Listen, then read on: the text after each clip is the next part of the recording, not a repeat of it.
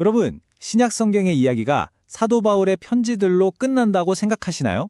사실은 그 뒤에 훨씬 더 장대하고 중요한 이야기들이 남아 있습니다. 오늘은 바로 그 마지막 장들, 신약의 대단원을 향한 여정을 함께 떠나보겠습니다. 우리가 보통 복음서나 로마서, 고린도전후서 같은 바울의 편지들은 참 익숙하잖아요? 하지만 신약의 이야기는 거기서 끝나지 않아요.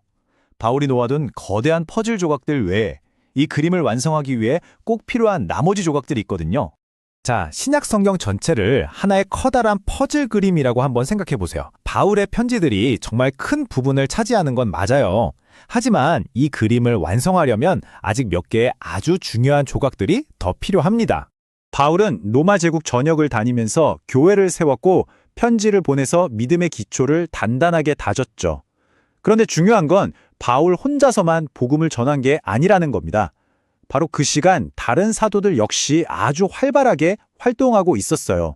자, 그럼 바울이 로마 제국을 무대로 활약하는 동안 예루살렘 교회의 기둥이라고 불렸던 다른 사도들은 과연 뭘 하고 있었을까요? 이제 그들의 목소리가 담긴 공동서신이라고 불리는 편지들을 통해 이야기의 다른 한쪽을 맞춰보겠습니다. 바울의 편지랑 공동서신의 구분하는 아주 쉬운 방법이 있는데요. 로마서, 고린도서처럼 바울 서신은 보통 편지를 받는 교회의 이름이 제목이에요. 그런데 야고보서, 베드로전서 같은 공동서신은 편지를 쓴 사람의 이름이 제목이죠. 왜냐하면 특정 교회 하나가 아니라 여러 교회에 돌려 읽도록 쓴 말 그대로 공동의 편지였기 때문이에요. 이 작은 차이가 사실은 그들의 관심사가 어디에 있었는지를 보여주는 중요한 단서가 됩니다.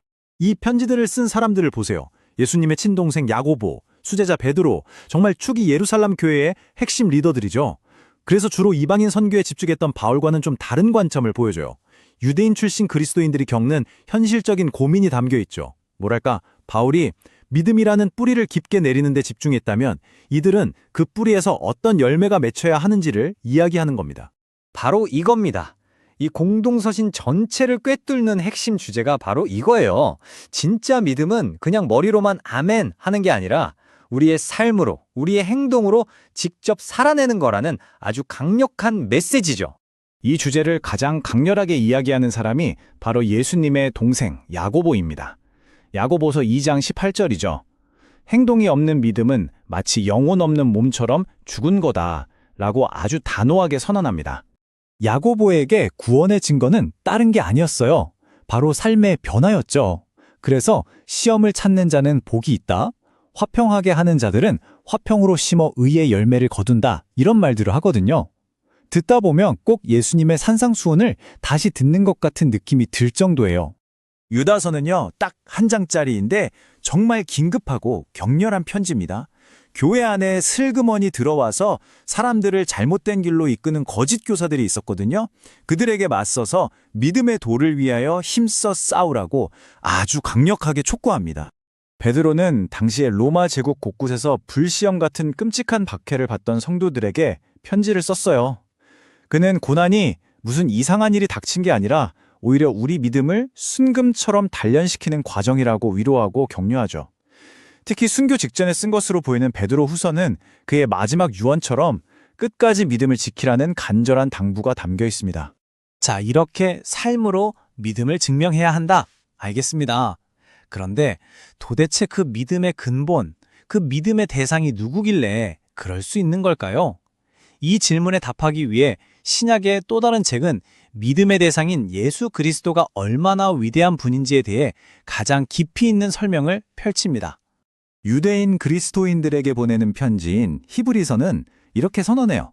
구약에 나오는 성전, 제사, 제사장, 이 모든 것들이 사실은 예수 그리스도 한 분을 가리키는 그림자에 불과했다고요. 그리고 예수가 바로 그 모든 것의 완전한 실체라고 말이죠. 히브리서의 핵심 논리는 이 흐름 안에 다 들어있어요. 자, 1단계. 구약시대에 해마다 반복되던 동물의 피 제사는 죄를 잠깐 덮어주는 그림자였을 뿐입니다. 2단계. 예수 그리스도는 그 그림자가 가리키던 바로 그 실체로 오셨고, 마침내 3단계.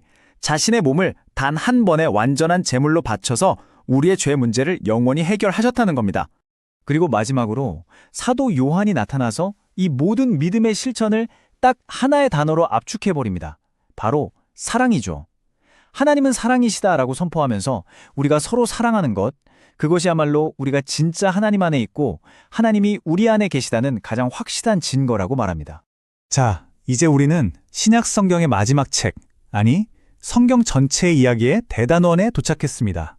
바로 요한계시록입니다. 요한계시록 하면 흔히 미래에 대한 비밀 암호책이라고 생각하기 쉽잖아요? 하지만 사실 이 책의 핵심은 그게 아니에요. 당시 로마 제국의 끔찍한 박해 아래서 고통받던 성도들에게 보내는 희망의 메시지였죠. 눈에 보이는 세상의 왕이 아무리 강해 보여도 진짜 왕은 하늘 보좌에 앉아 계신 하나님이라는 걸 선포하는 책입니다. 그래서 요한계시록을 읽을 때 모든 걸 문자 그대로 해석하려고 하면 길을 잃기 쉬워요. 예를 들어 바벨론은 당시 성도들을 핍박하던 로마 제국을 가리키는 암호였죠. 이렇게 그 안에 담긴 상징들의 의미와 이 책이 쓰인 목적, 즉 소망과 승리라는 큰 그림에 집중하는 게 훨씬 중요합니다. 자, 예를 한번 들어볼까요? 이 숫자 14만 4천 정말 많이 들어보셨죠? 이 숫자는 과연 뭘 의미할까요? 이건 천국에 들어갈 사람들의 정원수가 절대 아닙니다. 구약의 백성을 상징하는 숫자 12와 신약의 백성을 상징하는 숫자 12를 곱하고 여기에 충만함을 뜻하는 1000을 곱한 상징적인 숫자예요. 다시 말해 구약과 신약의 모든 시대를 아우르는 하나님의 구원받은 백성 전체, 그 완전한 수를 의미하는 겁니다. 이런 게 바로 요한계시록의 상징적인 언어인 거죠. 요한계시록은 마치 한 편의 거대한 드라마처럼 구성되어 있어요. 1장에서 3장까지는 현실의 7교회에 보내는 편지로 시작하죠. 그러다 4, 5장에서 갑자기 하늘 보좌의 환상을 보여주면서 무대를 우주적으로 넓힙니다. 그리고 6장부터 18장까지 7인, 7나팔, 7대접으로 이어지는 심판이 극적으로 펼쳐지고 마침내 19장에서 22장까지는 모든 악의 세력이 무너지고 새하늘과 새 땅이 열리는 장엄한 피날레로 막을 내립니다. 결국 야고보의 행동 촉구에서부터 히브리서의 완벽한 제사, 그리고 요한계시록의 이 장엄한 피날레까지 신약의 마지막 책들은 하나의 거대한 메시지로 모아집니다. 바로 하나님이 최종적인 왕이시며 그의 백성은 반드시 승리한다는 것이죠. 자, 이렇게 신약 성경의 마지막 퍼즐 조각들을 함께 맞춰봤습니다. 그런데 이 장대한 이야기가 과연 여기서 끝난 걸까요? 어쩌면 이 계속되는 이야기 속에서 이제 우리에게 남겨진 역할은 무엇인지, 이 책이 우리에게 묻고 있는지도 모르겠습니다.